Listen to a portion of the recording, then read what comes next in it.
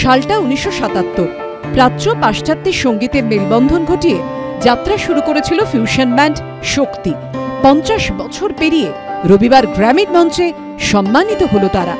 আন্তর্জাতিক ক্ষেত্রে best global music album হিসেবে পুরস্কার জিতে নিল ব্যান্ড শক্তির গানের অ্যালবাম দিস মোমেন্ট। এই অ্যালবামের সঙ্গে একদিকে যেমন জড়িয়ে রয়েছেন শঙ্কর মহাদেবন, ওস্তাদ জাকির হোসেন, গণেশ রাজাগোপালন থেকে জন ম্যাকলাফলিন, ভি সেলভা গণেশ, তেমনি এর সঙ্গে ওতপ্রোতভাবে জড়িয়ে আছে বাংলাও।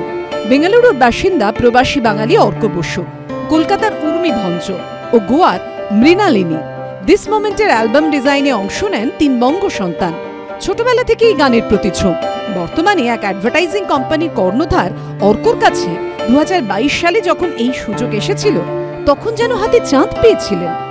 2022 সালে আমি একটা নতুন কোম্পানি শুরু করেছিলাম। আমি যে ডিজাইনটা করছিলাম অন্য মিউজিশিয়ানের জন্য, সেটা জনজি দেখেছেন আর সেটাকে ও অ্যাকচুয়ালি শক্তির অ্যালবাম এর কাভার বানাতে চায়। যেটা চেষ্টা করেছি হচ্ছে অ্যালবাম কাভারের মধ্যে to reflect a little bit of ইট।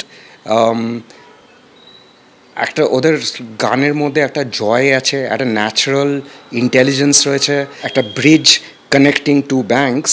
ওটা দিয়ে আমরা একটা সিম্বলাইজ করছিলাম যে east and West meeting and different cultures coming together. করোনাকালে অনলাইনে কাজ করে ততদিনে সবাই সিদ্ধহস্ত, তাই কেউ গোয়া, কেউ বেঙ্গালুরু, কেউ কলকাতায় বসে থাকলেও 3 বন্ধুর কাজে কোনো সমস্যা হয়নি বলছেন উর্মি ভঞ্জ।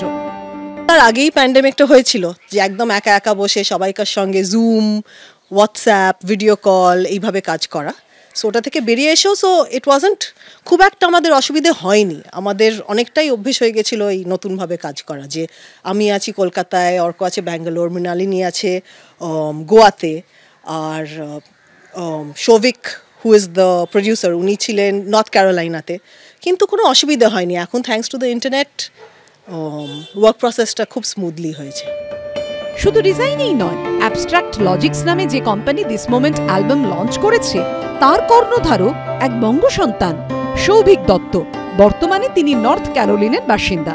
সঞ্চয়ন মিত্র রিপোর্ট, এবিপি আনন্দ, কলকাতা।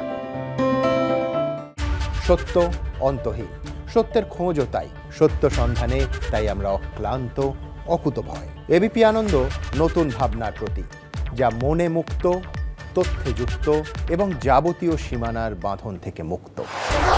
সীমা না শব্দটির মধ্যেই লুকিয়ে আছে মানা শব্দটি, যেন চোখ রাঙানি এক অদৃশ্য বেড়াজাল, যা আটকে রাখে আমাদের এক ছোট্ট গণ্ডির মধ্যে। একমাত্র সঠিক খবরই গড়ে তুলবে এক মুক্ত সমাজ। সেই জগৎ গড়ার লক্ষ্যে কোনো সীমানার ঠুকুটি আমরা মানব না।